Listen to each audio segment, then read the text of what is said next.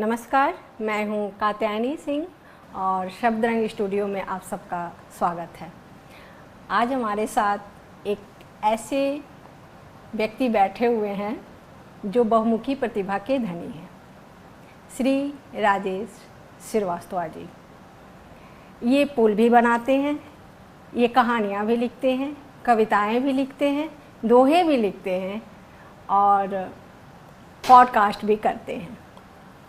राजेश जी, आपका स्वागत है आपके अपने ही स्टूडियो में। तो नमस्कार कात्यायनी जी, मैं आपकी खुशी महसूस कर पा रहा हूँ। आज आप योगीनाथ आदित्यनाथ जी के एक कार्यक्रम में गई थी। जी बिल्कुल। और जब से आप आई हैं तब से आप ये बोल रही थी इस कार्यक्रम को हमने अच्छे से कवर किया है, थोड़े से और डिटेल में हम लोग इसको डिस्कस करें। तो सर, हम बचपन से प्रेमचंद्र की कहानियाँ पढ़ते आ रहे हैं। हालांकि मैं बहुत नज़दीक से तो गांव नहीं देखी हूँ, पर प्रेमचंद्र की कहानियों के माध्यम से हम सब ने गांव की स्थिति को समझा है जी। तो सर ये बताइए कि गांव-गांव लोकतंत्र पहुंचाने के लिए अब तक सरकार क्या करी है? देखिए, सरकार तो हमारी आई देश स्वतंत्र होने के बाद, लेकिन स्वतंत्र होने से पहले ही ग्राम स्वराज का सपना जो है हमारे मनीषियों के दिमाग में था। वो स्वप्न देखते थे कि अगर हम स्वतंत्र होंगे तो हमारा शहर कैसा होगा, हमारा गांव कैसा होगा। यह गांव का मतलब होता है कि आखिरी आदमी तक लोकतंत्र को पहुंचाने का सपना था। 1920 में लाला लाजपत राय जी ने स्वराज पत्रिका निकाली थी। मेन उद्देश्य जो है, स्वराज का मतलब अंग्रेज़ों का जाना ही नहीं था।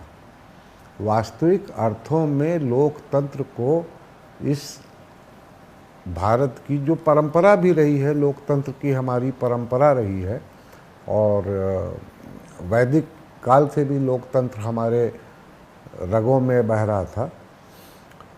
तो हुआ क्या कि जब देश स्वतंत्र हुआ उस समय शायद परिस्थितियां नहीं रही होंगी कि देश में एकदम निचले स्तर पे स्वराज लाया जाए, लोकतंत्र को पहुंचाया जाए। तो प्रजातंत्र तो आ गया हमारे देश में, संविधान हमारे देश में आ गया, केंद्र की सरकारें और राज्य की सरकारों ने काम करना स्टार्ट कर दिया था। लेकिन भारत एक बहुत विशाल देश है। जो लोक प्रतिनिधित्व था, अगर हम देखें तो पूरे प्रदेश में, अगर हम उत्तर प्रदेश का ही उदाहरण लें तो करीब 420 सीटें हैं। तो 420 विधायक इतने बड़े स्टेट को पूरे ढंग से सुचारू रूप से समस्याएं जान सके, पहचान सके और हल कर सके, ऐसा संभव नहीं था। इसलिए जो सरकारों ने जब स्थिति बनी हमारी, तो सोचा गया कि लोकतंत्र को और एक तीसरे पायदान पे ले आया जाए। केंद्र सरकार, राज्य सरकार, फिर उसके बाद जो है लोकल लेवल के चुनाव, जिसमें हम पंचायत कहते हैं। आपने ध्यान दिया होगा, प्रेमचंद जी का नाम लिया आपने, तो प्रेमचंद जी की एक कहानी थी पंच परमेश्वर जी। तो पंच परमेश्वर कहानी में गांव के छोटे मोटे विवाद, छोटे मोटे डेवलपमेंटल स्कीम्स सब आपस में गांव के लोग बैठ के तय करते थे। और प्रधान, जैसे आप अगर ये समझें कि विराट से विराट चीज़ जो है बनती है लघु से लघुतम से। एक एटम जो है न्यू होता है विराट का। उसी तरह से जो पंचायती राज्य के अंदर जब चुनाव कराए गए जो है, तो हमने सदस्य प्रधान ये चुनने से जो है, जो होता था उसी को एक संवैधानिक ढांचे में बांधने के लिए 73वां और 74वां संशोधन किया गया। नरसिम्हा राव जी उस जमाने में प्राइम मिनिस्टर थे, उनके ज़माने में 1992 में ये संशोधन हुआ। बिल आया, 93 में संशोधन हो गया और 93 से ही ये लागू हो गया। इसी के साथ जो 74वां संशोधन था वो लागू हुआ 1 जून को, जो पंचायती राज की लागू हो गया था 24 अप्रैल को, और जिसमें शहरी विकास को भी नगर पालिकाएं को शामिल किया गया, नगर महापालिकाओं को शामिल किया गया। वो 74वें संशोधन से वो 1 जून 1993 को हुआ, और पहला चुनाव 1995 में जो प्रदेश स्तर का चुनाव हुआ वो राज्य निर्वाचन आयोग के गठन होने के बाद 1995 में तो सर, पहला चुनाव हुआ। पहले से जब चुनाव आयोग था जी, तो फिर राज्य निर्वाचन आयोग का गठन क्यों जरूरी हुआ? देखिए, पहले से जो केंद्र की चुनाव आयोग है और जो व्यवस्था है वो चुनाव कराती है, लेकिन इतने माइक्रो लेवल पे चुनाव कराने के लिए बहुत सारा संसाधन, और अल्टीमेटली संसाधन आपका स्टेट का ही लगता है चुनाव आयोग का। तो ये सुगमता के पॉइंट ऑफ व्यू से कि अगर देश के बहुत सारे स्टेट्स हैं तो जो केंद्रीय चुनाव आयोग होता है, कभी उत्तर प्रदेश में चुनाव हो रहा है, कभी आंध्र प्रदेश में हो रहा है, कभी बिहार में हो रहा है।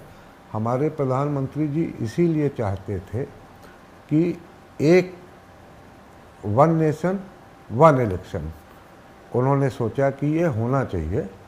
लेकिन ये विविध है, हर समय चुनावी सीजन रहता है, कहीं कुछ होता है, कभी कहीं होता है, तो केंद्रीय सरकार का ऊपर बहुत ज़्यादा बर्डन न पड़े, इसलिए उनके सहयोगी की भूमिका में राज्य निर्वाचन आयोग का गठन किया गया, ताकि अपने राज्य के त्रिस्तरीय चुनाव जो है, जो सबसे प्राइमरी बेसिक चुनाव हैं, जो पंचायती राज के हो सकते हैं और नगर निगमों और नगर महापालिकाओं के भी चुनाव हो सकते हैं, ये कराया गया।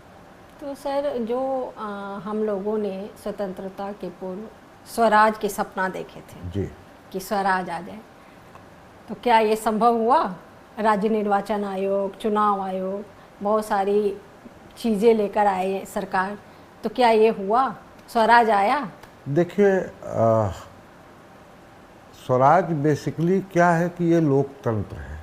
लोक माने आप व्यक्ति भी समझ सकते हैं, और लोक का बेसिक अर्थ जो है लोकतंत्र मतलब लोगों द्वारा ये तंत्र है जो चलता है, लोगों के द्वारा बनाया गया, लोगों के लिए बनाया गया है। तो इसमें प्रधान, अगर एक आप कुछ गांव को मिला के या एक छोटे से सेगमेंट को लेके आपने एक प्रधान को चुन लिया, तो ग्राम प्रधान अगर आप एक चुनते हैं तो क्या आपको नहीं लगता कि वो ग्राम प्रधान व्यक्तिगत रूप से करीब करीब सभी लोगों को जानता होगा? तो और एक एमएलए के अंडर में बहुत सारी पॉपुलेशन होती है, तो शायद सभी लोग व्यक्तिगत रूप से अपने एमएलए को नहीं जानते हों।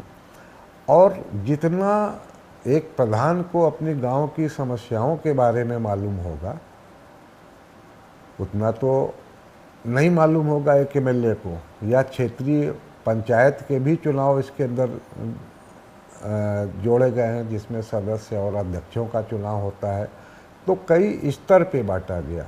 सबसे लोअर स्तर पे ग्राम स्वराज की जब बात होती है तो ग्राम प्रधान हुआ, फिर क्षेत्रीय पंचायतों के सदस्य व अध्यक्ष चुने जाते हैं, और फिर उसके बाद जो है आपके नगर जिला पंचायत चुना जाता है। पूरे ज़िले के मिला के जो है, एक ज़िले को कई क्षेत्र में बांट दिया, फिर एक क्षेत्र को जो है कई गांवों में बांट दिया, तो ज़िले पंचायत के सदस्य चुने जाते हैं, और फिर उसके बाद प्रदेश के चुनाव वो तो होते ही हैं। इसी तरह शहरों के लिए एक आपका पार्षद जो चुना जाता है नगर पालिका का, वो मेरे ख्याल में करीब करीब हर व्यक्ति को व्यक्तिगत रूप से वो जानता है गली की, खड़ंजे की, नाली की, नाले की, सड़कों की छोटी मोटी समस्याएं वो ज़्यादा अच्छे ढंग से कर सकता है, उसका समाधान ज़्यादा अच्छे ढंग से निकाला जा सकता है। तो स्वराज तो किन्हीं अर्थों में पहुंचा। अब डिपेंड करता है कि व्यक्तिगत रूप से प्रधान कैसा चुना गया, पंच कैसे चुने गए। तो मुझे कैलाश गौतम, निष्पक्ष होता है चुनाव? मुझे तो नहीं लगता है निष्पक्ष चुनाव होता है। पहले आप कितने आक्षेप लग रहे हैं आजकल। देखिए, जब चुनाव आयोग पर आक्षेप लग रहे हैं तो हमारा ये निर्वाचन आयोग, चुनाव आयोग, निर्वाचन आयोग तो एक ही चीज़ है। उसका एक परिष्कृत हिंदी निर्वाचन आयोग है और चुनाव आयोग एक साधारण भाषा में है। ये आज का विषय ये नहीं होगा। हम लोग की चुनाव में जो सर का चल रहा है, राहुल सर का जो चल रहा है बोलबाला इस चुनाव में, और वो एक कुछ न कुछ चुनाव हारने के लिए कुछ ऐसा मुद्दा उठा लाते हैं जिस मुद्दे में कोई दम नहीं होता। क्या पता इस बार दम हो? वो तो पता बाद में लगेगा, लेकिन हमेशा एक ऐसे मुद्दे को तलाश करते हैं जिसके लिए वो खुद बाद में जो है रिग्रेट तो करते नहीं, और कोई उनको एहसास, इस बार रिग्रेट ना करें, कोई उनको एहसास भी नहीं दिलाता कि वो। अच्छा खैर छोड़िए, ये अलग मुद्दा है। आज राज्य निर्वाचन आयोग कार्यालय लखनऊ का शिलान्यास योगी आदित्यनाथ के कर कमलों द्वारा हुआ, जहां मैं भी उपस्थित थी और वाकई बहुत अच्छा लगा। तो क्या आपको नहीं लगता है कि बहुत देर के बाद इसकी सुधि आई? क्योंकि योगी आदित्यनाथ भी वहां बोले कि एक किराए के मकान में किराएदार जो रहता है उससे पूछिए उसकी स्थिति। हमारा जो निर्वाचन आयोग है इतनी सालों से किराए के मकान में रह रहा है। अगर भारत सबसे बड़ा लोकतंत्र है तो मान करके चलिए कि सबसे बड़े लोकतंत्र के लिए सबसे ज्यादा प्रतिनिधि चुनाव करने का काम भी उत्तर प्रदेश का राज्य निर्वाचन आयोग कर रहा है। और राज्य निर्वाचन आयोग के पास अपना कोई भवन नहीं, किराए के भवन में। आप मुझे बताओ, बचपन में हम सब सुनते रहे हैं किसी भी व्यक्ति के लिए उसकी बुनियादी सुविधाएं क्या है? रोटी है, उसका कपड़ा है और उसका मकान है। और जहां से इतने प्रतिनिधि आम जन की आवाज को उठाने के लिए और उसे मूर्त रूप देने के लिए चुने जाने हैं, उनके पास स्वयं का भवन नहीं। वे स्वयं किराए के भवन पे चल रहे थे। किराए के भवन में तो समस्याएं अपनी होती हैं। कोई भी किराएदार से ज्यादा इसको अनुभव नहीं कर सकता। और मैं धन्यवाद दूंगा राज्य निर्वाचन आयुक्त श्री राज प्रताप सिंह जी को, पंचायती राज विभाग को, शिव प्रकाश राजभर जी को, नगर विकास विभाग को कि आज राज्य निर्वाचन आयोग के पास एक नए भवन के लिए हम भूमि पूजन और शिलान्यास के कार्यक्रम के साथ यहाँ पे जुड़ रहे हैं। अब आने वाले समय में मेरा ये मानना है कि राज्य के निर्माण निगम अगर इस कार्य को कर रहा है तो अगले 1.5 साल के अंदर उससे भी कम समय में यह 6 मंजिला भवन राज्य निर्वाचन आयोग का अपना बनकर के तैयार होगा और देश का यह चौथा या 5वां राज्य होगा जिसके पास राज्य निर्वाचन आयोग का अपना स्वयं का भवन होगा। देखिए, योगी आदित्यनाथ जी का तो सपना है कि इस प्रदेश का हर व्यक्ति अपने घर में रहे, और इसीलिए जो है प्रधानमंत्री गृह निवास योजना जो चल रही है, तो पहले बाथरूम फिर घर, तो अपना एक स्तर आम आदमी से लेके और उस आम आदमी को चुनने वाले संस्थान का भी स्तर ऊंचा उठाने के लिए उन्होंने बनाए। प्राथमिकता होनी चाहिए थी, ये पहले हो जाना चाहिए था। और हमें लगता है कि आप ही बता रही थी, ओपी राजभर साहब ने भी यही बात की कि योगी जी ने ही सोचा, योगी जी ने ही हिम्मत दिखाई।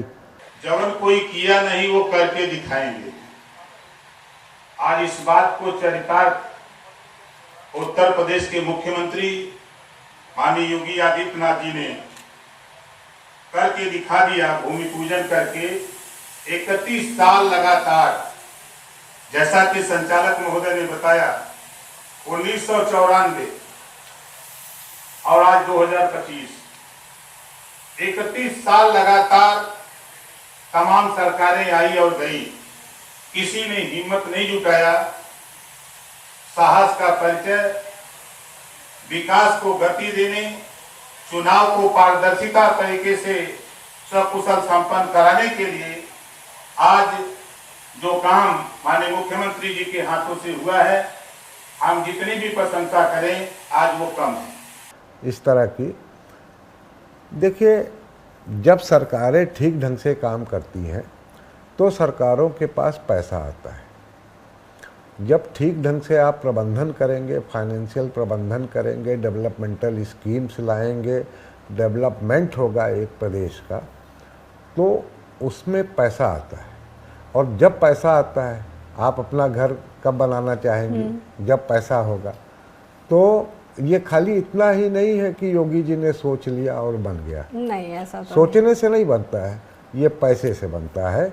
और पैसा लाने के लिए जो सरकारों को, अधिकारियों को, ब्यूरोक्रेसी को जो श्रम करना पड़ता है और जो अनुशासन अपने ऊपर लागू करना पड़ता है, उसका नतीजा होता है कि इस तरह की जो है डेवलपमेंटल चीज़ें होती हैं।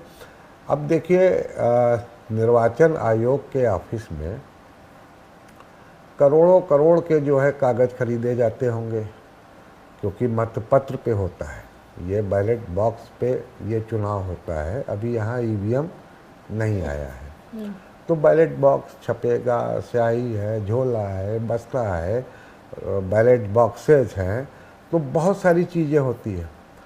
तो कभी कभी एक बार मैं गया था निर्वाचन आयुक्त के ऑफिस में, तो हमें लगा कि यहाँ ये रखते कैसे होंगे, और रख रखाव में बहुत जिम्मेदारी का काम रहता होगा, क्योंकि जो भी चीज़ें हैं वो ख़राब होने वाली चीज़ें हैं और आवश्यक चीज़ें हैं।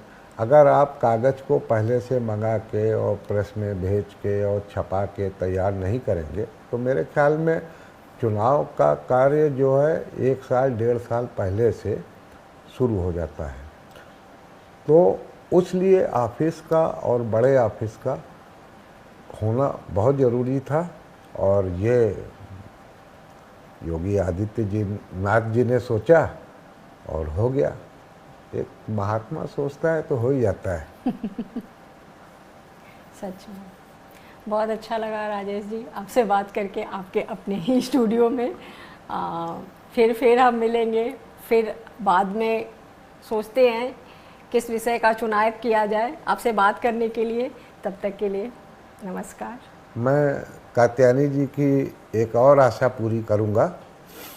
इन्होंने भूमि पूजन से लेके पूरे कार्यक्रम को कवर किया है अपनी कैमरा टीम के साथ, और योगी आदित्यनाथ जी से मिलने का भी सौभाग्य मिला आज कात्यायनी जी को। और ख़ास तौर से ओपी राजभर जी की बात सुन के वो बड़ी प्रसन्न होके आई थी। गेरुआ और पीले का कॉम्बिनेशन इनके सिर चढ़ के बोल रहा है। तो मैं रिक्वेस्ट करूंगा अपने एडिटर लोग से कि कार्यक्रम का संक्षिप्त ब्यौरा भी इस पॉडकास्ट के साथ लगा दे, बहुत बहुत मेहरबानी होगी। और आप लोग देखिएगा ज़रूर, प्रोग्राम बहुत अच्छा है, और हमारे चैनल को लाइक, सब्सक्राइब और शेयर करते रहिए। बहुत बहुत धन्यवाद। नमस्कार।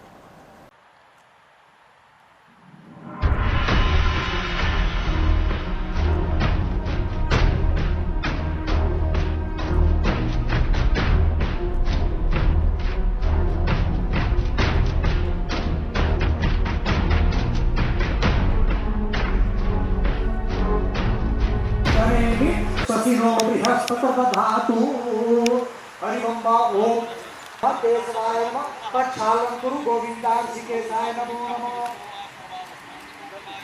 हरिवम्बा गणानां त्वा गणपति गुंगवामहे प्रियाणां त्वा प्रियपति गुंगवामहे निधीनां त्वा निधिपति गुंगवामहे वसोमं याहं यामि गर्भवन्तं याहं जामि हरिवम्बा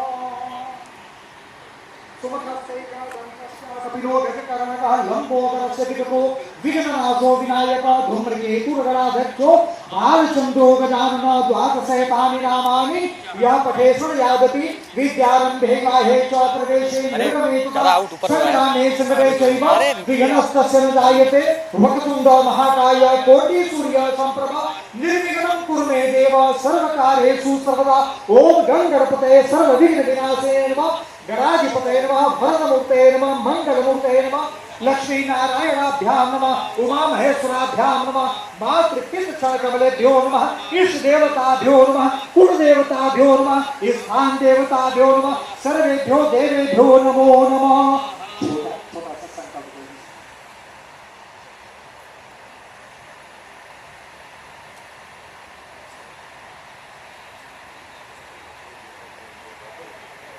देशे पूर्व प्रदेश उत्तर प्रदेश लक्ष्मणपुर जनपदेश अंतर्गत राज्य निर्वाचन आयोग उत्तर प्रदेश अस्मिन् भूमि पूजन हेतुवर्थे सर्व कामना सिद्ध हेतुवर्थे संकल्पं च करिष्ये।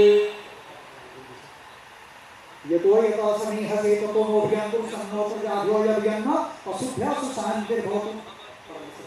ओम परमेश्वर सादेवं गौरी पुत्रं विनायकं भक्तावासु स्नेहितं आयुष्कामार्थ सिद्धये प्रथमं पक्तुंडं चैवगन्तो द्वितीयं तृतीयं कृष्णपिल्याक्षं गजवक्त्रं चतुर्थं लंबोदरं पंचमं च षष्ठं विकटमेव च सप्तमं विघ्नराजेन्द्रं धूम्रवर्णं तथाष्टमं नवमं भालचन्द्रं च चार्थ भोगीपहनमोऽस्तुते शुभं करोतु कल्याणं आरोग्यं सुखसम्पदां मम बुद्धिप्रकाशं।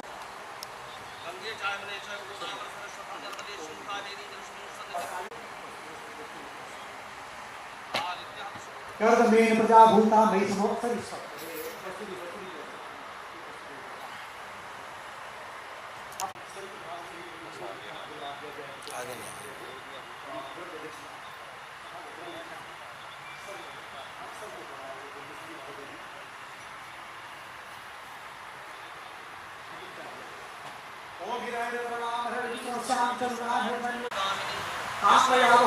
वेदो लक्ष्मीमनपगामिने यस्यां हिरण्यं भिन्देयं कामस्वं प्रसादम् आपके पर हाथ लगाएं।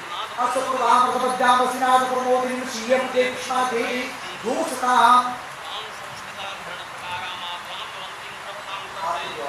कर्दमेन प्रजाभूता मयि सम्भव कर्म श्रियं पाशे नेकुले मात्रा पद्मालिनीं सर्पचनाय हाथ से हो जाए आपा देवी श्रियं पाशे नेकुले मात्रा पद्मालिनीं आगाम व्याकरण इंडस्ट्री लाभ पाले चंद्रा निर्णय कृष्ण जाते तो मया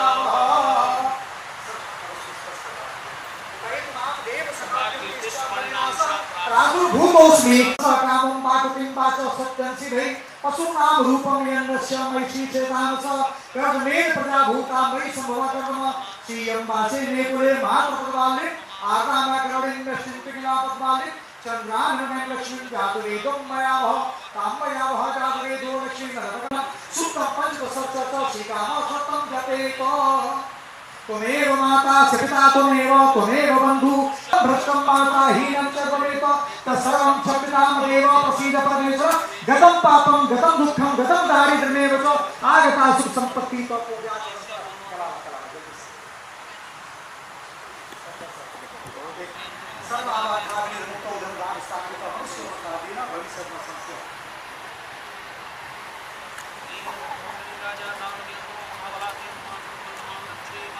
ब्रह्मावतारी प्राण होते वास्तव में एक ही कहा होगा अली हाथ धर्म करना सब आवाज़ आपने मुक्त धर्म स्थान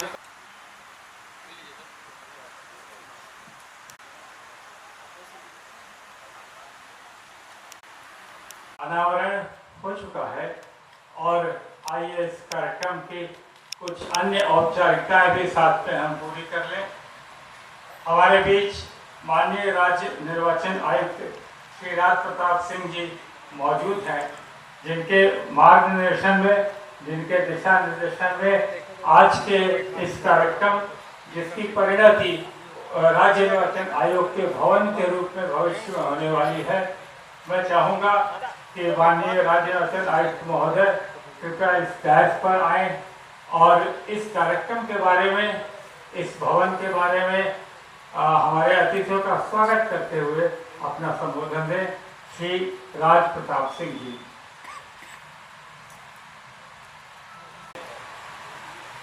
उपस्थित बैठ जाए अतिथिगण, साथी अधिकारीगण एवं मीडिया के बंधुओं, आज का दिन राज्य निर्वाचन आयोग के लिए अत्यंत ही ऐतिहासिक और गर्व का क्षण है। राज्य सरकार ने हमारे लिए एक स्वतंत्र कार्यालय भवन के निर्माण की स्वीकृति प्रदान कर दी है एवं इसके लिए भूमि और भवन दोनों को मिलाकर लगभग 50 करोड़ रुपए की भी व्यवस्था की जा रही है। आज इस भवन का शिलान्यास कार्यक्रम माननीय मुख्यमंत्री जी के कमलों से हो रहा है और माननीय पंचायती राज मंत्री जी भी यहाँ उपस्थित हैं। इस कार्यक्रम में मैं राज्य निर्वाचन आयोग की ओर से हृदय से आप सभी का स्वागत करता हूँ। अभी तक आयोग के पास अपना भवन नहीं था और किराए के परिसर में काम करना पड़ रहा है। आज से एक नई यात्रा प्रारंभ हो रही है जहां आयोग अपना स्वतंत्र और सुसज्जित कार्यालय बना पाएगा। यह केवल संस्थागत गरिमा को ही नहीं बढ़ाएगा बल्कि आम नागरिकों और जनप्रतिनिधियों के लिए पारदर्शी, सुलभ, सुरक्षित और तकनीकी रूप से सशक्त चुनाव व्यवस्था को भी सुनिश्चित करने में मदद करेगा। लोकतांत्रिक प्रतिनिधित्व सशक्त रूप से हो। इस क्रम में पिछले चुनाव में आयोग की देखरेख में 17 महापौर अथवा अध्यक्ष जो नगर निगम, नगर महापालिकाओं आदि के थे, उनका चुनाव हुआ। 1420 पार्षद, साथ ही में 75 जिला पंचायत के अध्यक्षों का, 3050 जिला पंचायत सदस्यों, 826 ब्लॉक प्रमुखों, 75,845 बीडीसी सदस्यों तथा 58,189 ग्राम प्रधान एवं 7,32,000 ग्राम पंचायत सदस्यों का चुनाव संपन्न कराया गया है। इन चुनावों में लगभग 12.4 करोड़ ग्रामीण मतदाता और 4.3 करोड़ शहरी मतदाता अपने मतदान का प्रयोग करते हैं। इस प्रकार लगभग 8,72,000 जनप्रतिनिधियों का चुनाव कराने वाला यह राज्य आयोग विश्व की सबसे बड़ी लोकतांत्रिक संस्था है। यह संस्था और ये संख्या और विविधता स्वयं इस संस्था के महत्व और जिम्मेदारी को रेखांकित करता है। इस अवसर पर मैं यह भी उल्लेखित करना चाहूँगा कि आयोग की आज से इस स्थिति में आने के लिए मेरे पूर्वाधिकारी राज्य निर्वाचन आयुक्तों का भी बड़ा योगदान रहा है, जिनमें स्वर्गीय अपरमिता प्रसाद सिंह, श्री राजेंद्र गोलवाल जी, श्री सतीश अग्रवाल जी और मनोज कुमार जी ने भी इस आयोग के काम को आगे बढ़ाया है। कई नवाचारों को भी आगे बढ़ाया है। उनके योगदान के बिना यात्रा को यहाँ तक पहुँचाना संभव नहीं था। अब समय की मांग है कि आयोग आधुनिक तकनीकी साधनों का अधिकतम उपयोग करे। इसी दिशा में आयोग द्वारा आने वाले पंचायत चुनाव में फेशियल रिकॉग्निशन सिस्टम और शहरी निकायों के चुनाव में आई वोटिंग जैसे अभिनव प्रयासों को लागू करने की कार्रवाई कर रहा है। इन कदमों से चुनावी प्रक्रिया और अधिक पारदर्शी, विश्वसनीय और सुरक्षित हो सकेगी। माननीय मुख्यमंत्री जी और माननीय पंचायती राज मंत्री जी ने सदैव लोकतांत्रिक संस्थाओं की मजबूती और दूरदृष्टि के लिए संकल्प दिखाया है। आपके सहयोग और संवेदनशील नेतृत्व के बिना यह संभव नहीं हो सकता। यह भवन केवल ईंट पत्थरों का ढांचा नहीं होगा बल्कि यहाँ लोकतंत्र के मंदिर के रूप में काम किया जाएगा।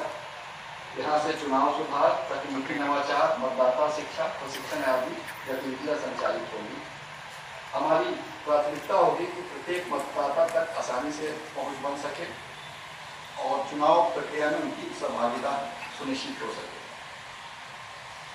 माननीय मुख्यमंत्री जी और माननीय पंचायती राज मंत्री जी से आयोग की यही कामना है कि इस भवन का उद्घाटन भी उन्हीं के द्वारा किया जाए और इसके लिए मैं विशेष रूप से प्रभु वित्त विभाग और निर्माण निगम से प्रार्थना करता हूं कि इसको संभव करके दिखाएं और मार्च 2027 तक का लक्ष्य लेकर इसे पूरा कराएं।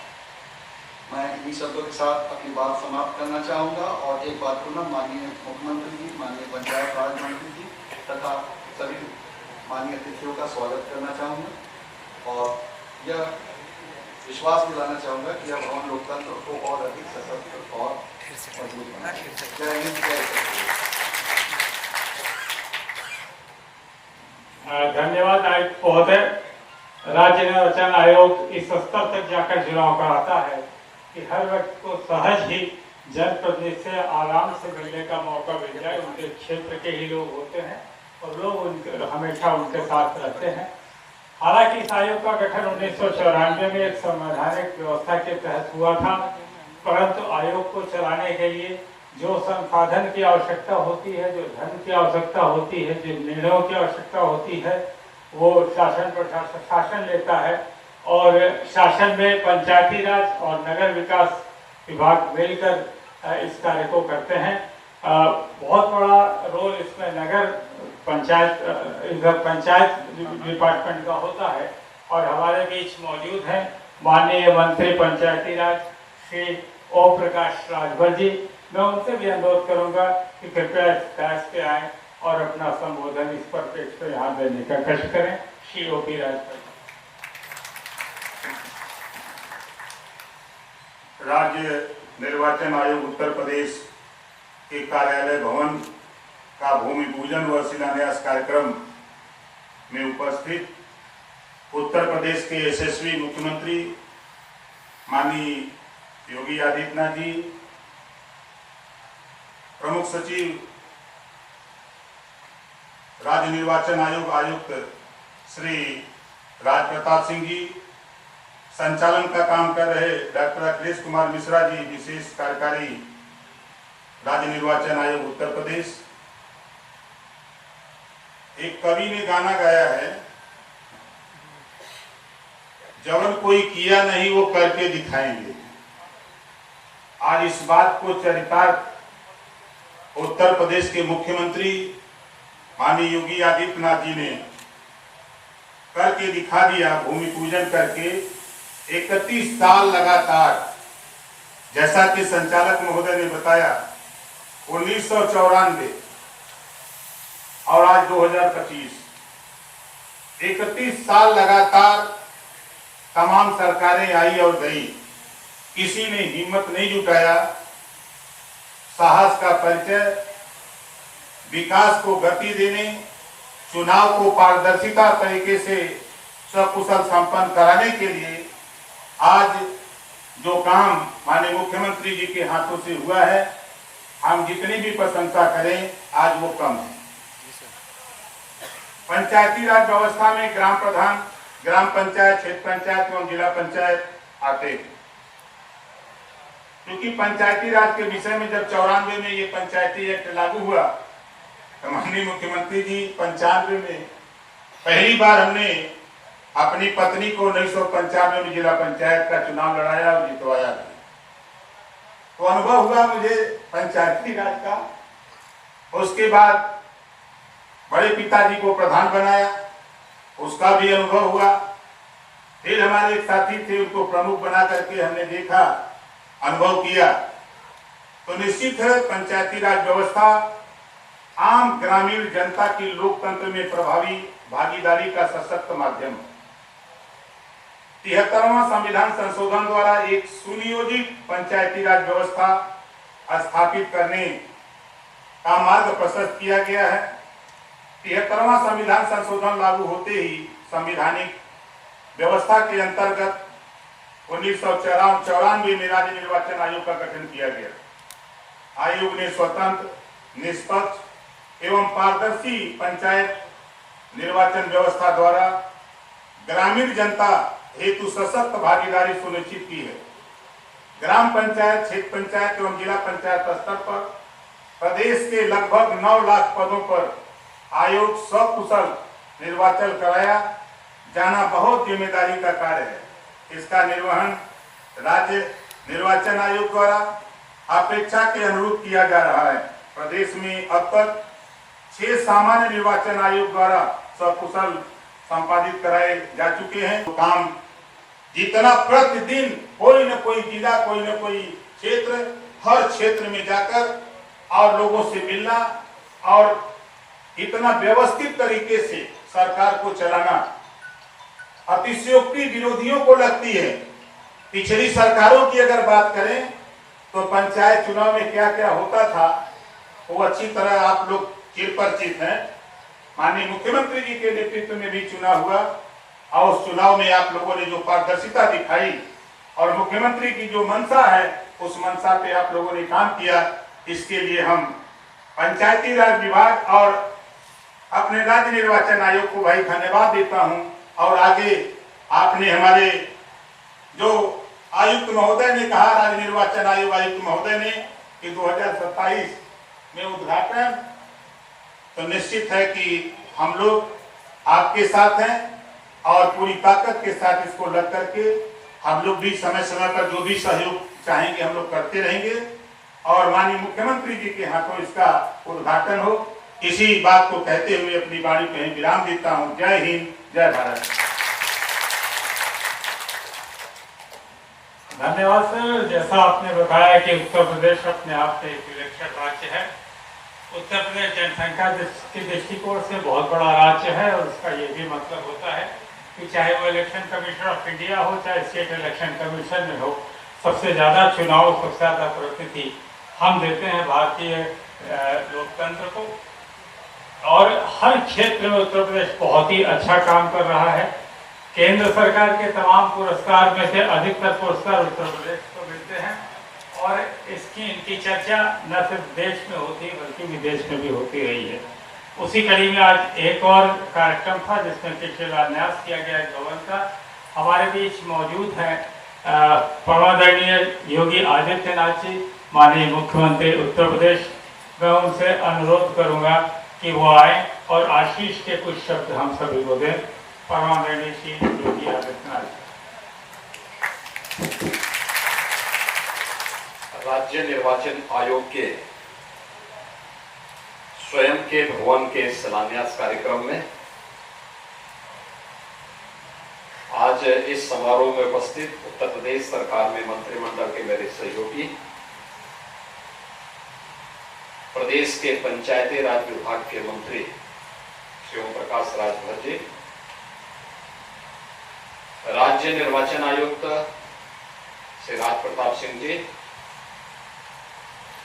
समारोह में उपस्थित उत्तर प्रदेश महिला आयोग की अध्यक्ष श्रीमती व्यथा चौहान जी, SC/ST आयोग के अध्यक्ष श्री बैजनाथ रावत जी, पंचायती राज विभाग के प्रमुख अपर मुख्य सचिव संजीव कुमार जी,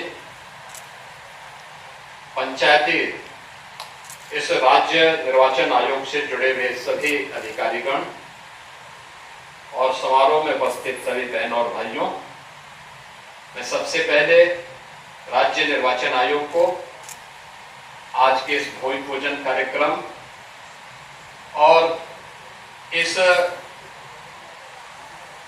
भविष्य दृष्टा दूरदर्शी अभियान के लिए हृदय से बधाई देते हुए अपनी शुभकामनाएं देता हूं।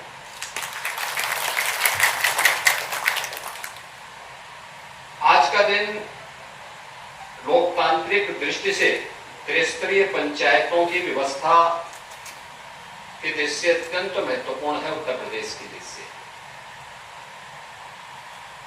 यहां पर जब अपने प्रारंभिक भाषण में हमारे राज्य निर्वाचन आयुक्त अपनी बात को कह रहे थे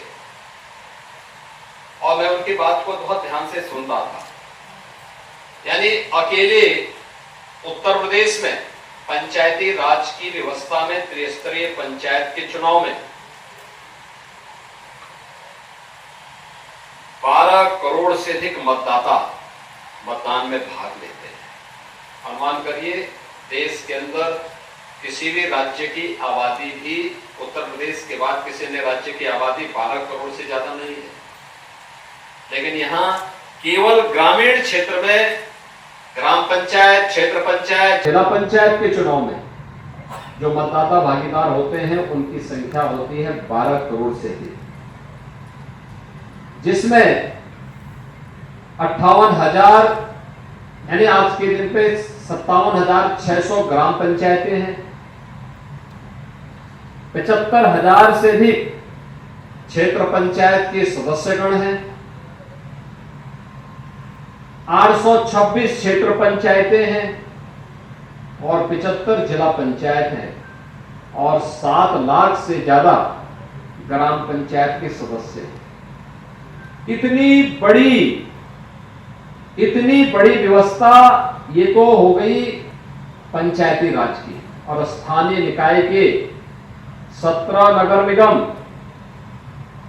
199 नगर पालिकाएं और 544 नगर पंचायत के साथ साथ 14,000 से अधिक पार्षदों का चुनाव भी यही राज्य निर्वाचन आयोग करता है। यानी दुनिया के अंदर अगर भारत सबसे बड़ा लोकतंत्र है तो ये मान करके चलिए कि सबसे बड़े लोकतंत्र के लिए सबसे ज्यादा प्रतिनिधि चुनाव करने का काम भी उत्तर प्रदेश का राज्य निर्वाचन आयोग कर रहा है। और राज्य निर्वाचन आयोग के पास अपना कोई भवन नहीं, किराए के भवन में। आप मुझे बताओ, बचपन में हम सब सुनते रहे हैं किसी भी व्यक्ति के लिए उसकी बुनियादी सुविधाएं क्या है? रोटी है, उसका कपड़ा है, उसका मकान है। और जहां से इतने प्रतिनिधि आम जन की आवाज को उठाने के लिए और उसे मूर्त रूप देने के लिए चुने जाने हैं, उनके पास स्वयं का भवन नहीं। वे स्वयं किराए के भवन पे चल रहे थे। किराए के भवन में तो समस्याएं अपनी होती हैं। कोई भी किराएदार से ज्यादा इसको अनुभव नहीं कर सकता। और मैं धन्यवाद दूंगा राज्य निर्वाचन आयुक्त श्री राज प्रताप सिंह जी को, पंचायती राज विभाग को, शिव प्रकाश राजभर जी को, नगर विकास विभाग को कि आज राज्य निर्वाचन आयोग के पास एक नए भवन के लिए हम भूमि पूजन और शिलान्यास के कार्यक्रम के साथ यहाँ पे जुड़ रहे हैं।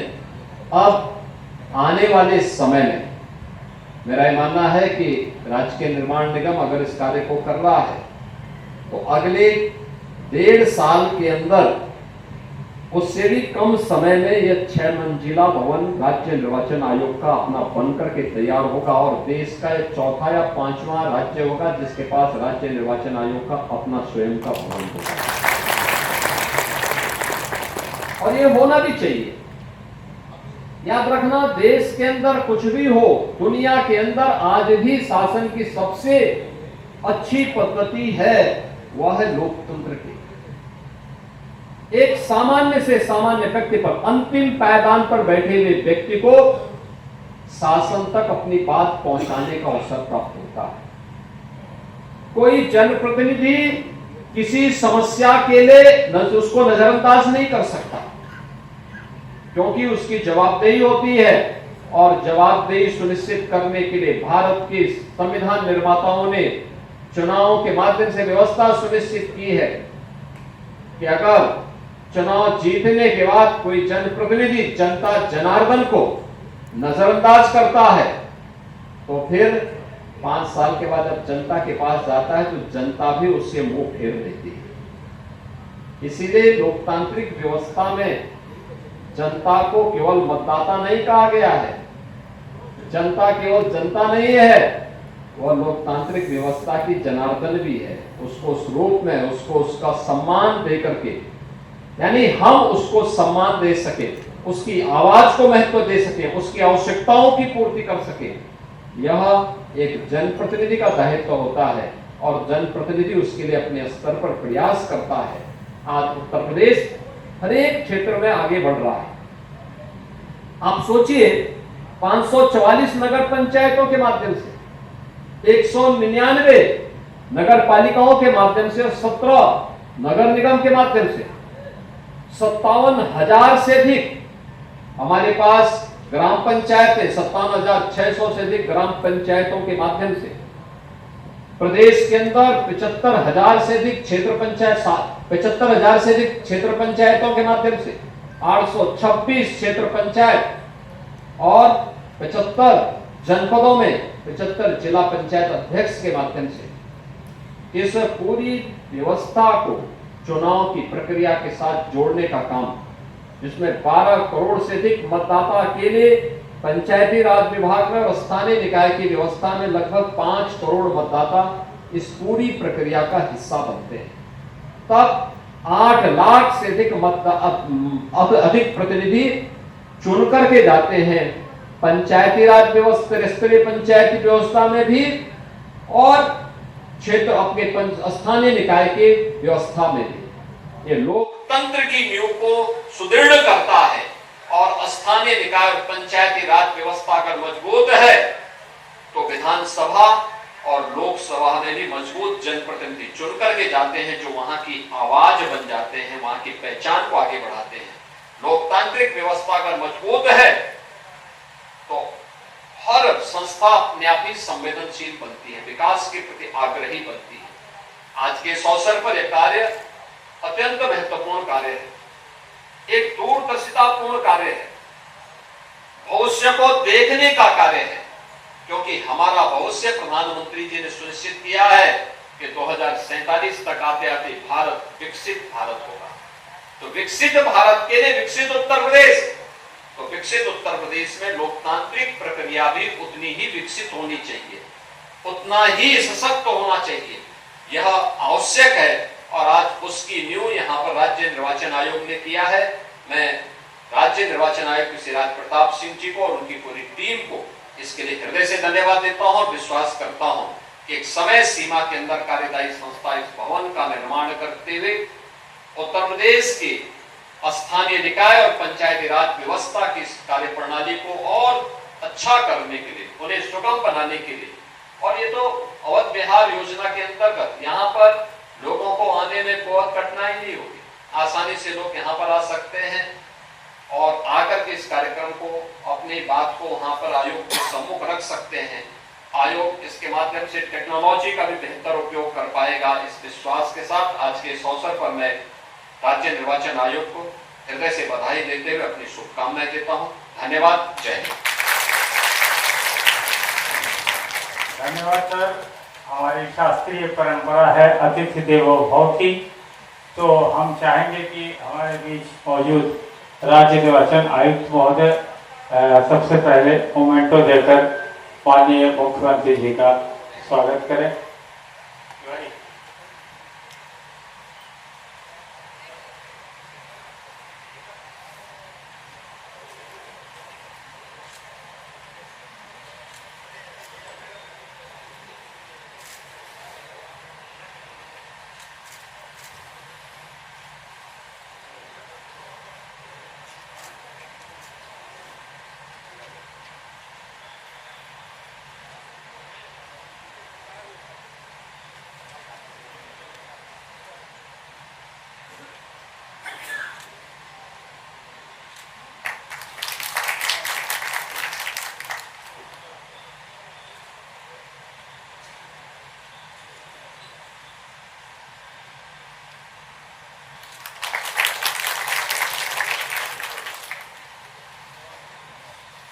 बहुत बहुत धन्यवाद सर। मैं वस्तुतः बहुत ही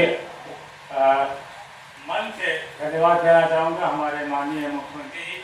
आप जानते हैं सर, आपका सुबह से लगातार कार्यक्रम लगा हुआ है और आपने अपना अमूल्य समय यहाँ पर दिया। हम अनुग्रहित हैं हमारे बीच मौजूद माननीय मंत्री जी का, श्री आयुक्त महोदय का, जिन्होंने इस पूरे आयोजन को कराया। हमारे बीच मौजूद शासन के वरिष्ठ अधिकारी, जिसमें हमारे आयोग के अध्यक्षगण हैं, प्रमुख सचिव साहब हैं, पंचायती राज के प्रमुख सचिव, विशेष रूप से हमारे आयोग के समस्त कर्मचारी, अधिकारी, पत्रकार बंधु और सुरक्षा व्यवस्था में लगे हुए लोगों का मैं सभी का धन्यवाद देना चाहूँगा। साथ में ये भी कि बगल में व्यवस्था है वरिष्ठ अधिकारियों के लिए,